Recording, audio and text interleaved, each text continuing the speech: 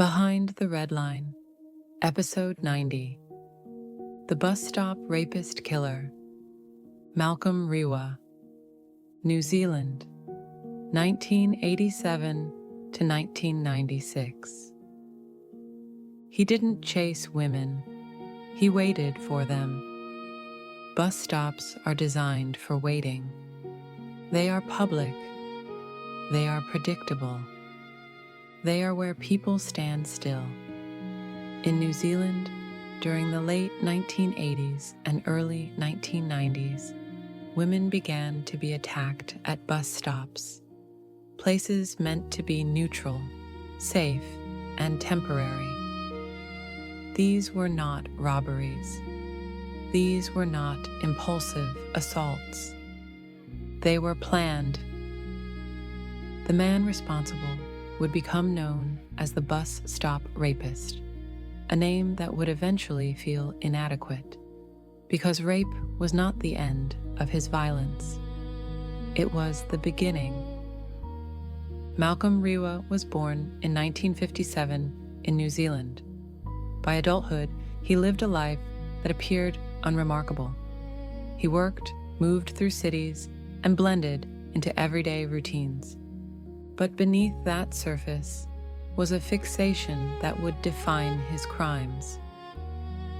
Rewa targeted women who were alone, waiting, momentarily immobile. Bus stops gave him control without pursuit. He didn't stalk neighborhoods. He didn't follow victims home. He chose places where women were already paused. Beginning in 1987, women across Auckland and surrounding areas began reporting sexual assaults with striking similarities.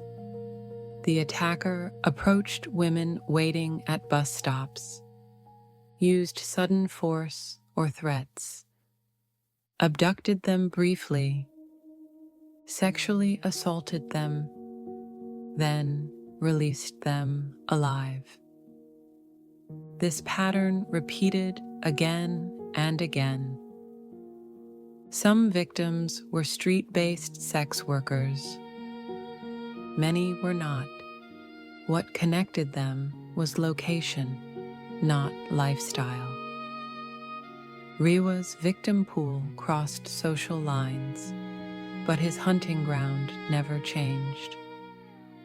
Bus stops are perfect for predators.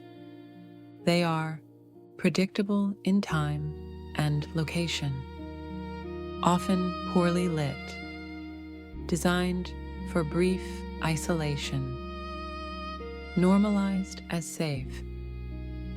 Women waiting alone were not seen as vulnerable. They were seen as ordinary. That ordinariness is what protected Rewa. Attacks didn't immediately trigger panic because they didn't happen in dangerous places.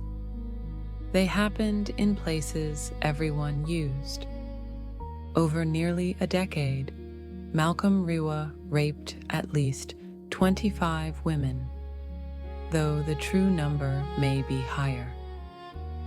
The assaults were methodical, repetitive, geographically clustered, psychologically controlled.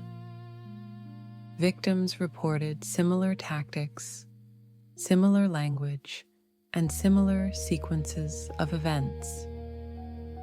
Rewa often allowed victims to survive, not out of mercy, but because survival kept the pattern going without immediate escalation. Despite similarities, the cases were not immediately unified. Some victims were sex workers. Some were students. Some were commuters. This diversity slowed recognition. Authorities initially treated the assaults as separate incidents rather than a single serial offender. Meanwhile, Rewa continued. In December 1991, Susan Burdett, a South Auckland woman, was found raped and murdered. Her death marked a turning point. The murder showed that Rewa's violence was escalating, moving from controlled sexual assault to lethal outcome. This was not a break in pattern. It was an evolution. Advances in forensic DNA analysis finally closed the net. Biological evidence from multiple assaults matched. In 1996, Malcolm Rewa was arrested. The DNA evidence linked him to numerous rapes, the murder of Susan Burdett. This was not circumstantial. It was definitive. Rewa was convicted of multiple counts of rape, the murder of Susan Burdett. He received one of the longest prison sentences in New Zealand history. The public finally had a name, but the relief came with discomfort, because the attacks had lasted nearly 10 years. Malcolm Rewa's crimes exposed something deeply unsettling. You don't need to live recklessly to be targeted. You don't need to be alone in dangerous places. You don't need to do anything wrong. You just need to be waiting. This case shattered assumptions about safety in public space. Some early narratives tried to frame Rewa's victims through lifestyle.